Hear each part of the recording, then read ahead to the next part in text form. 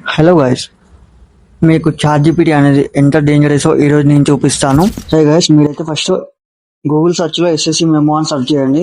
ఇమేజెస్లో certificate అని click చేయండి. So scroll చేస్తే లాట్ ఆఫ్ సర్టిఫికేట్స్ అయితే మీకు వస్తాయి. ఏదో ఒక ర్యాండమ్ సర్టిఫికేట్ అయితే సెలెక్ట్ చేసుకోండి. నేనైతే ఒకటి సెలెక్ట్ చేసుకున్నాను. ఈ రోల్ నెంబర్ అయితే ఒకసారి మీరు అబ్జర్వ్ చేయండి.